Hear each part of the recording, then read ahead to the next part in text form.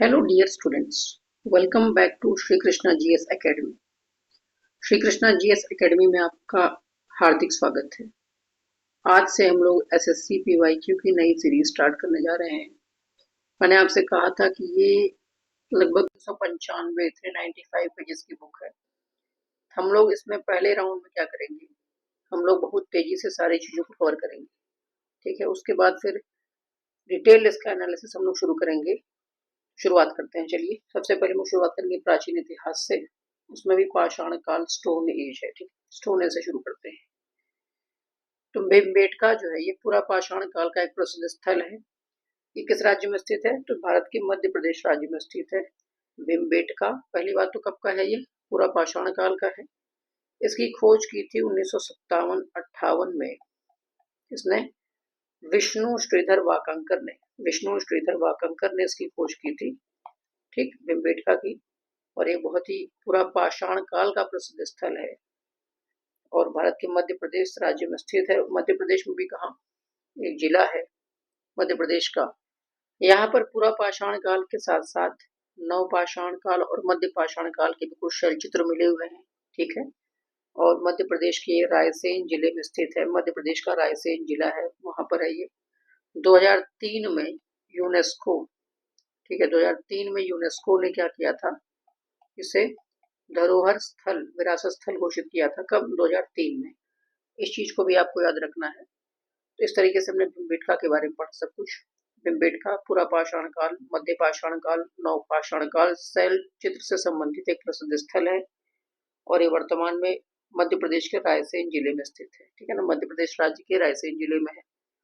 2003 में इसको यूनेस्को ने वैश्विक धरोहर स्थल, विरासत स्थल घोषित किया था। और दूसरी बात यह है कि 1957 में इसकी खोज किसने की थी? विष्णु श्रीधर वाकंकर ने इसकी खोज की थी। इस चीज को भी आपको याद रखना है। आगे देख लेते हैं। प्राचीन भारतीय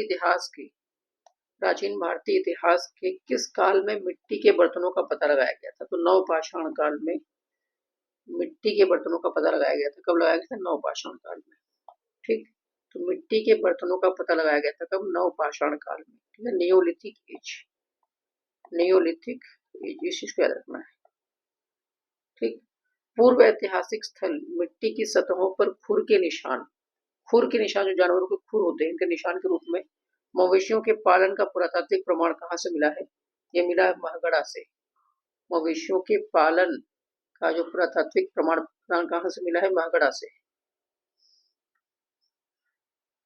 ये कहाँ पर है सर? ये आपका प्रयागराज यानी कि उत्तर प्रदेश में है। उत्तर प्रदेश में सर और क्या क्या है? कोलडीहिवा जो है ये भी आपका उत्तर प्रदेश में है, ठीक है। कोलडीहिवा उत्तर प्रदेश में है। और बेलन नदी घाटी ये भी आपका उत्तर प्रदेश में है। और ये कब, किस समय का है? ये आपके पूरा पाषाण, सॉरी, नव पाषाण काल समय का है। नव पाषाण काल के टाइम का है ये, ठीक। महगढ़ा आपका नव पाषाण काल के टाइम का है उत्तर प्रदेश में, ठीक। उत्तर प्रदेश के कहाँ? प्रयागराज में। और किस नदी के किनारे है? तो बेलन नदी जो उसके आसपास है कोलडीवा और महगढ़ा, ठीक। यहाँ पे चावल की खेती के प्रमाण भी यहाँ पे मिले हुए हैं।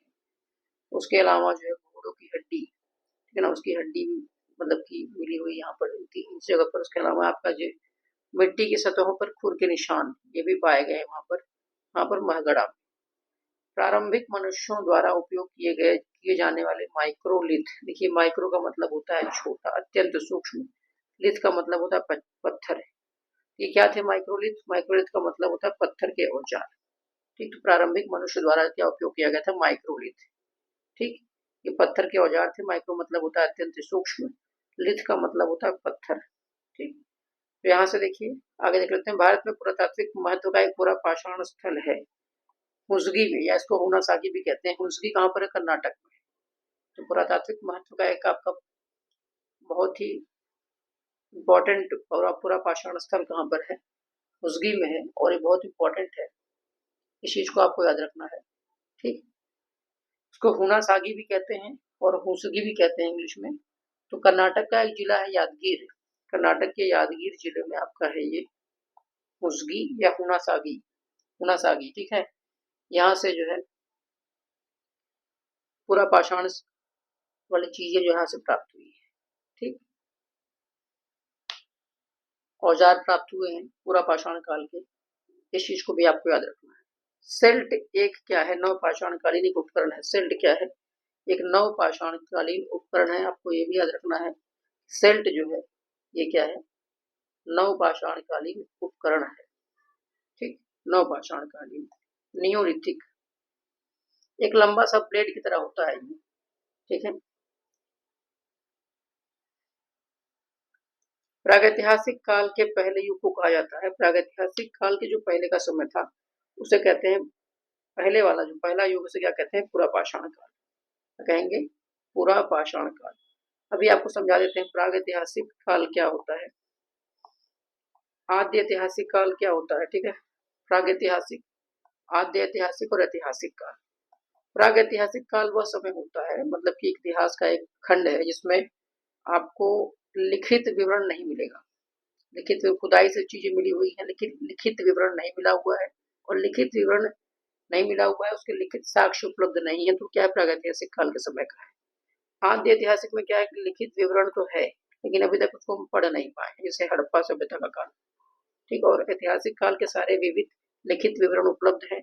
खुदाई से तो जो चीजें मिल रही हैं, स्रोत मिल रहे हैं, वो तो है ही, उत्खनन से चीजें प्राप्त हो रही हैं, वो तो है ही, उसके अलावा लिखित स्रोत भी उपलब्ध है ऐतिहासिक काल में।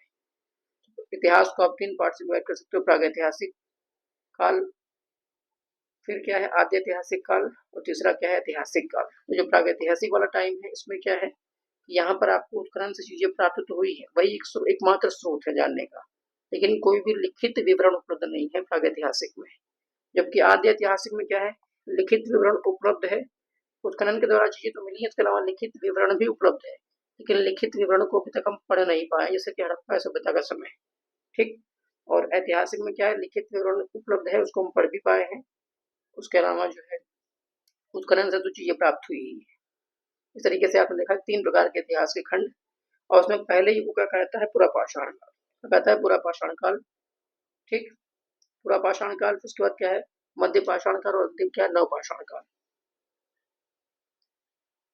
है। ये पुरा पाषाण काल है, इसको भी आप 3 अवधि में विभाजित कर सकते हो।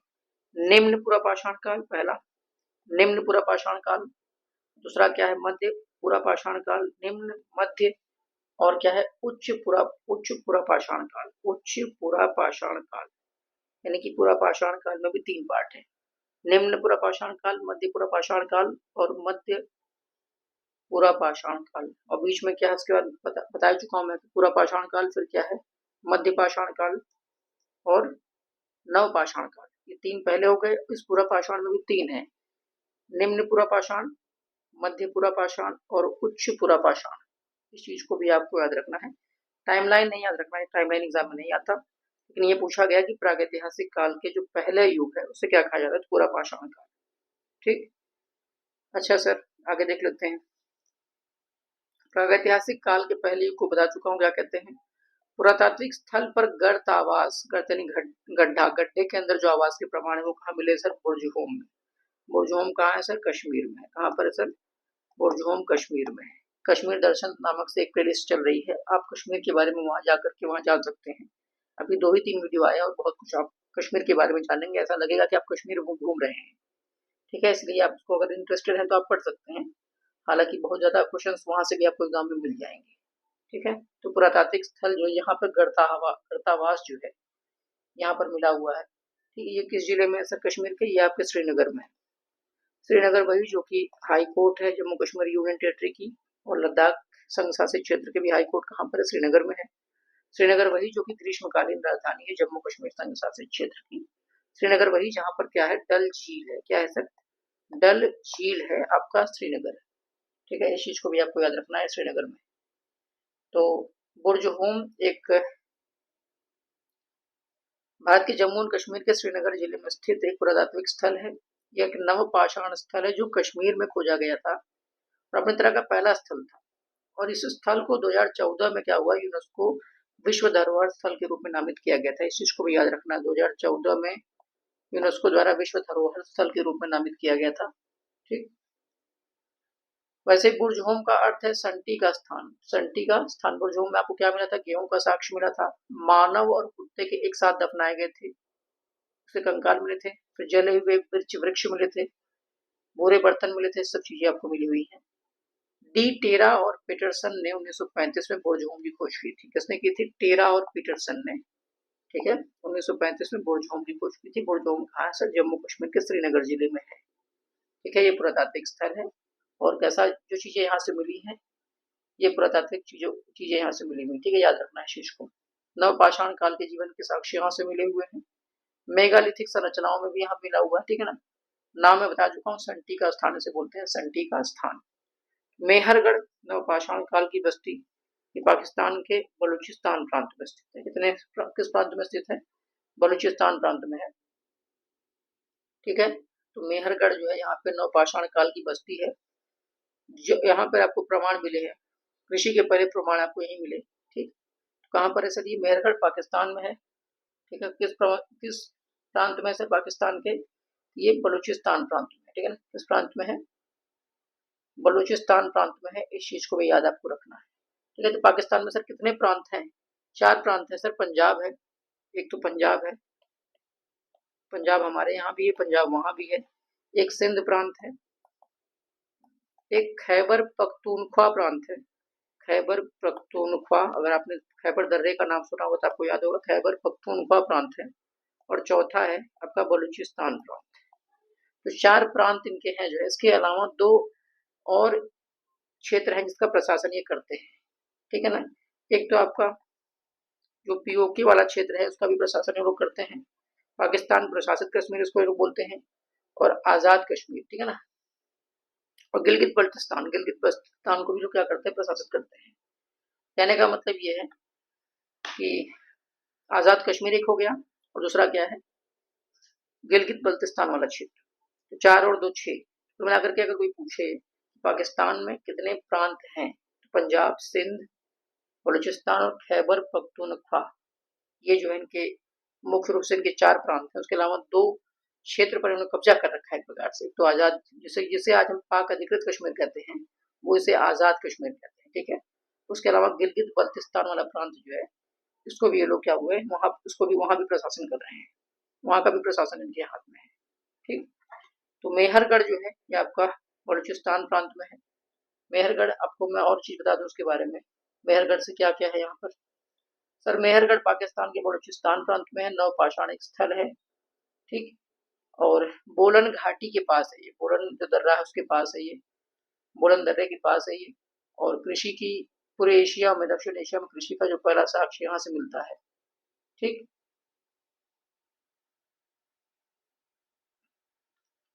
आगे देख लेते हैं सर। पुरातात्विक स्थल इनाम गांव है। इनाम गांव कहाँ है सर? महाराष्ट्र में। इनाम गांव कहाँ पर है सर? ये महाराष्ट्र में है। सर महाराष्ट्र की राजधानी मुंबई है। महाराष्ट्र में कितने जिले हैं सर? वर्तमान में महाराष्ट्र में 36 जिले हैं। कितने जिले हैं? 36 जिले हैं। इस चीज को भी आपको याद रखना है। इनाम गांव ये आपका महाराष्ट्र में है, इसको भी याद रखना है। और 36 जिले वाला भी, इसको भी याद आपको रखना है। एक नदी है घोड़, घोड़ नदी के किनारे ये स्थित है, ये आपका इनाम गांव। ठीक है, पुणे किस जिले में है सर? ये पुणे जिले में है वर्तमान में ये इनाम गांव, घोड़ नामक नदी के किनारे। ठीक, टेराकोटा यहाँ से मिले हुए हैं, कुछ आइवरी वगैरह यहाँ से मिले हुए हैं। इनाम गांव यहाँ से मिला हुआ है। ठीक है, पॉटरी स्टाइल, अलग अलग जो बर्तन बनाने की जो स्टाइल है, शैली, वो यहाँ से मिली हुई, मिट्टी के बर्तन। देन पुरातत्व स्थल कोलडीवा। कोलडीवा कहाँ पर है सर? उत्तर प्रदेश में। कोलडीवा उत्तर प्रदेश में है। अभी मैंने कोलडीवा की बात की थी। कोलडीवा और महगड़ा ये आपका प्रयागराज में है, बेलन नदी घाटी पर। ठीक है, प्रयागराज जहाँ पर वर्तमान में क्या चल रहा है? महाकुंभ चल रहा है। ठीक है, प्रागैतिहासिक भारतीय स्थल पर होमो इरेक्टस मानव की खोपड़ी पाई गई थी। कहाँ पर? हथनोरा में। तो अभी आपको ने बताया कि प्रागैतिहासिक स्थल, आद्य ऐतिहासिक स्थल और ऐतिहासिक स्थल। तो प्रागैतिहासिक वही जहाँ से आपको सिर्फ और सिर्फ कुछ खनन से चीजें मिली हुई, प्रमाण मिला हुआ है, लेकिन कोई भी लिखित चीजें उपलब्ध नहीं। ठीक है, तो वो आपका प्रागैतिहासिक स्थल है। तो प्रागैतिहासिक भारतीय स्थल होमो इरेक्टस जो मानव की खोपड़ी है, वो कहाँ पाई गई थी? ये पाई गई थी सर हथनोरा में। ये कहाँ पाई गई है? हथनोरा में पाई गई है। इस चीज को भी याद रखना है। मानव खोपड़ी वाली बात करें तो ये आपकी पाई गई है हथनोरा में। ठीक है,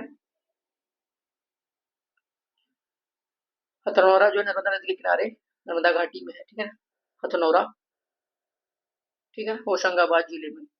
होशंगाबाद टाउन में आपको यहाँ मिल जाएगा, मध्य प्रदेश का एक टाउन है, होशंगाबाद जिला है, वहीं पर आपका है हथनौरा, ठीक। फिर आगे देख लेते हैं किस स्थान पर पुरातत्वविदों ने को पांच जंगली कुत्तों और 12 सिंहों के सींग के अवशेष प्राप्त हुए हैं। बुरजुहूम में प्राप्त हुए, जम्मू कश्मीर में सर, श्रीनगर जिले में। गर्तावास गड्ढे में जो घर है वो भी यहाँ से मिले हैं। तो किस स्थल पर आपका 5 जंगली कुत्तों और 12 सिंहों के सींग के अवशेष प्राप्त हुए हैं? तो बुरजुहूम, जम्मू कश्मीर। इस जिले में सर, श्रीनगर जिले में। किसने खोज की थी इसका आंसर आप कमेंट सेक्शन में लिखिएगा, मैं ऊपर बता चुका हूँ। जोरवे संस्कृति, जोरवे संस्कृति चालकोलिथिक पूछा गया पेट एग्जाम में कि चालकोलिथिक किस धातु से संबंधित है? तो ये तांबा, कॉपर से संबंधित है सर। कॉपर का एटॉमिक नंबर क्या है सर? 29।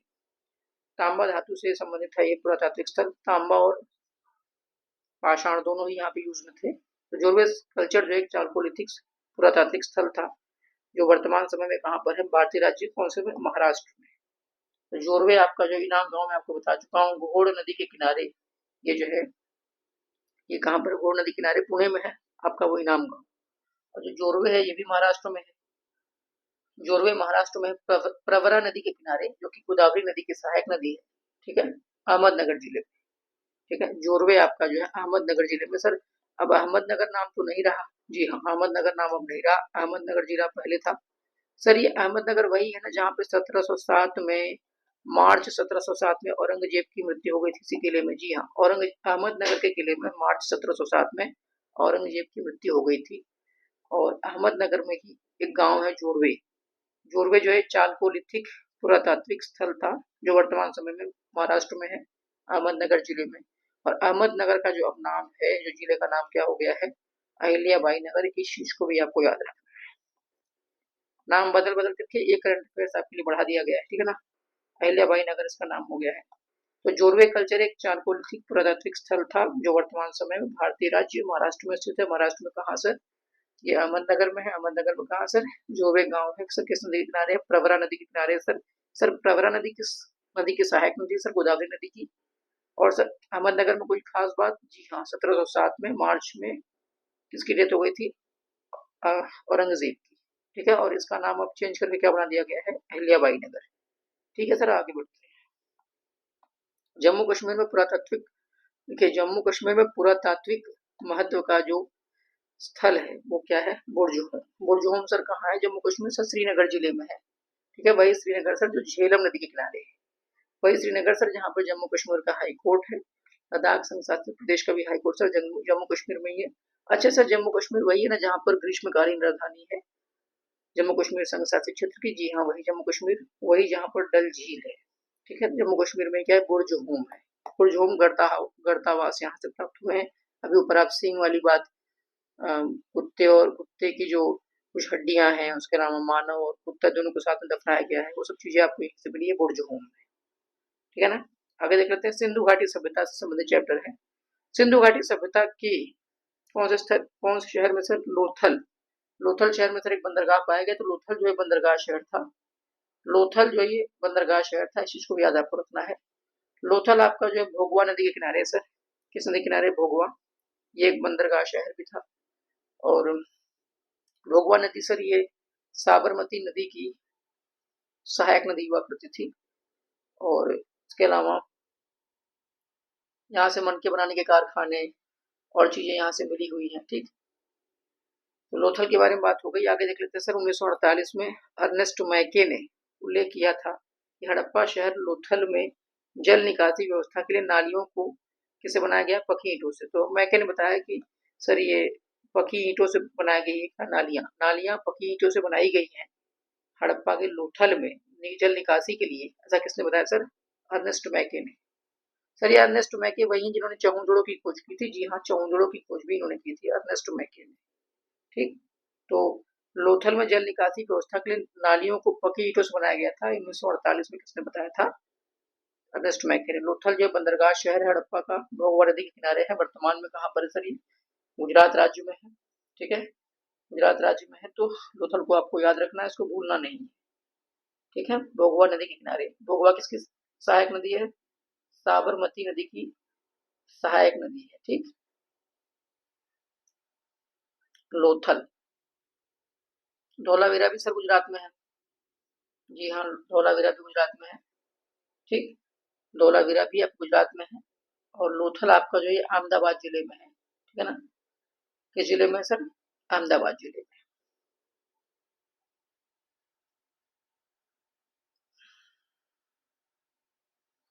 तो ये पेज नंबर 3 था, स्टार्टिंग ही पेज नंबर 3 से हुई है।